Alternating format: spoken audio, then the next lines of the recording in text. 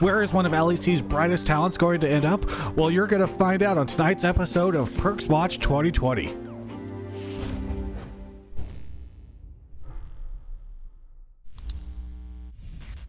Okay, before we get into this video, I have two things for you. One, I would love it if you subscribe because I'm doing a lot of videos like this and maybe you don't want to miss out on them. And there's a bell that you can hit as well. It also helps me because I'm just grinding a lot and I like to see that number go up. It feels like I'm doing a good job. Secondly, I also want to make sure that nobody sticks around and has false expectations. I do not know 100% where PERKZ is going, but by the end of this video, I should be able to tell you 90% what my guess would be. So I also want to basically take this video to take you through the journey that I have gone to get to the place where I am so that you kind of understand. And that actually begins while G2 is still competing at Worlds. So several weeks ago, I think this was before they went into semifinals, but maybe after quarters, I heard from somebody, the crazy rumor is PERKZ is joining C9. And at the time I was like, that seems really difficult to imagine. I was just kind of skeptical, but before, you know, obviously this kind of conversation, I think I've said this elsewhere, had come up, I put myself through it and I thought, okay, well, let's say PERKZ is unhappy playing ADC and he wants to play mid. You can't do that on G2 because you've got caps there. And if I was Carlos, I would not be sending him to Fnatic. Or I'd basically tell him, like, I'll send you anywhere but Fnatic, or I would run up the buyout up so high that Fnatic won't afford it, right? And then if you were PERKZ, and again, Bwipo has said this before, like, you know, you probably won't win anything in LEC if you're not on Fnatic or G2. So that's whenever I started to think, okay, perhaps he would entertain offers from North America. And I knew that C9 was changing out their top laner, so maybe that meant that the mid lane position would be open because those two kind of work well together. I don't know. It was just like, okay, maybe this is going to be a happening thing. And then I went and talked to somebody else who told me that while they had not heard PERKZ, this is around the same time, right? This team is still is in Worlds. They had told me that they had heard pretty confidently that PERKZ would not be playing for G2, at least not on the main roster, that there was a chance that he was going to coach or that he would just take a year off. They had not heard the C9 thing, but here I had two people that had heard pretty reliably that PERKZ was at the very least not going to be starting on G2. And I feel like it's pretty safe to say that that is the case now based off a ton of stuff that we've heard since then. So as time went on, I didn't want to talk about this publicly because they were still competing at Worlds, and then immediately after Worlds I felt like it was kind of distasteful, but then rumors started to come out. There was one place where I can sort of show a little bit of evidence that I heard this for a while. People can go back and find one of the VODs on my Twitch channel. I speculated that PERKZ could come to NA before any of these rumors had come out. I think I was playing Genshin Impact. It was after one of the press conferences for one of the days. And so there is some evidence out there that that at the very least I'm not bullshitting you. So anyway, then things started to get kind of weird because I started to hear like, oh, maybe it's not C9. Maybe he, as I said, like there was some conversation that perhaps he was going to stay with G2, but in maybe a coaching role or taking the year off. But then more and more of these rumors started to come out that PERKZ was not going to be on the team that he was on, or sorry, on G2. And I started to think, okay, well, maybe this is going to happen. And I kept hearing more and more North America. So eventually I heard that at least one team that was not C9 had offered G2 a $2 million buyout for PERKZ's contract and was willing to pay PERKZ $2 million in salary. So again, like started to hear that there was basically like a bidding war, big discussions, North American teams all competing for PERKZ. And that brings us to this most recent, I don't know, several days where I have had two people tell me that they have heard PERKZ is joining C9 and that is going to happen.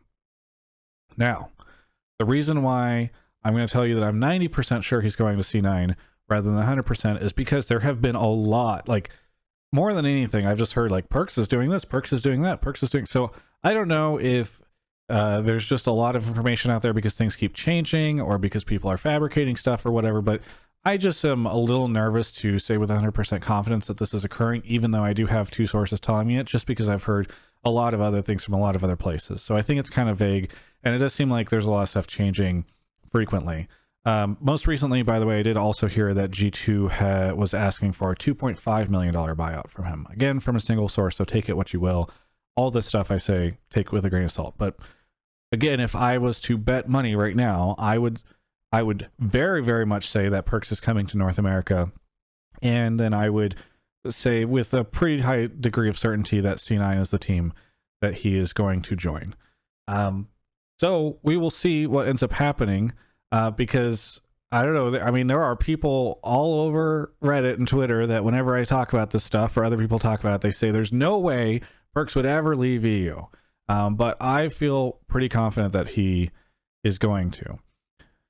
So I think that could be quite cool for North America, because Bjergsen leaving, I think, opens up a spot for another big name mid laner. Obviously, we have Jensen there, but PERKZ coming would at least spark a great deal of discussion and narrative going into this year, and it would be pretty interesting. Now, I want to address you directly. You and I, hang on, I'm going to bring my microphone over here so you can hear me. You and I, PERKZ, we've not done an interview this year, and I wanted to apologize because, you know, obviously you're watching this video. Why would you not? It's about you. I feel like, you know, maybe you'd watch it. And I miss you. Do you remember the great times that we've had whenever we went to go get dinner and stuff in North America? I was sad I couldn't interview you during Worlds, but I think you should join North America. I think it's quite nice over here. You can get paid some good money and have some good food, and then you can go back to LEC if you want later on. But you know what? Again, I apologize for making this video. Maybe it is annoying to you. If you want to just hit me up, I will shut the fuck up, and we can do an interview about all of this crazy stuff and why you're doing this decision, why you're making it. We can stick it under embargo.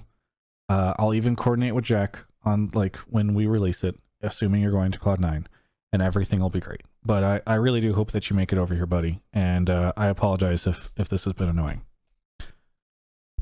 Anywho, thanks so much for watching. I hope you enjoyed this video. Hopefully it explained a little bit about what I've heard, why I've heard it, what's going on, etc., how I got to this place. And again, like, nothing is for sure until people sign stuff later on. And assign it how much this stuff is moving and how quickly it's moving. As I was literally editing this video just now ahead of doing Hotline League, ESPN is reporting that the PERKZ stuff is still up in the air, and that Cloud9 is his desired destination after talking to Cloud9, EG, 100 Thieves, TSM, Team Vitality, and Misfits, and that G2 has a buyout just shy of 5 million. Now, I have not heard 5 million, I've heard 2.5. Maybe it has escalated in that time, but it does sound as though the story that he is likely joining Cloud9 is at least corroborated there. Though my sources seem a little bit more definitive on it than ESPN's. I don't know if that's incorrect of them to think that way, but I'm putting all my chips in that it's going to be Cloud9 if I was at a poker table right now betting on this. I think it's going to happen. So we'll see. Either way, thanks again for watching. So hopefully I don't need to make another one of these addendums whatever. Let's just get to the outro. It's the holiday season. We're officially done with Halloween, so I think that means that it's ready for the holiday season. I have a Santa outfit somewhere that I used in a Alienware video a long time ago. Either way, when you're wondering what you should be getting for the holidays, why not consider Alienware stuff? Alienware.com/Travis. They make great gear, so maybe that's what you're looking for is a new headset. But also they make great monitors, so maybe that's what you're looking for. Something high refresh rate, 360 hertz monitor. It's supposed to be hitting soon. Maybe you can go get some sleek Valorant gameplay going for you. And if you want to power all that, make sure that you check out their new 3000 series NVIDIA cards, RTX cards, that are available in the Aurora R11. That's that kind of blurry in the background. I've got maybe the downside of having a really nice camera is it makes, but you can see. Okay, this is an Alienware computer. It's got a 3080 and it's pretty sick. Anyway, yeah.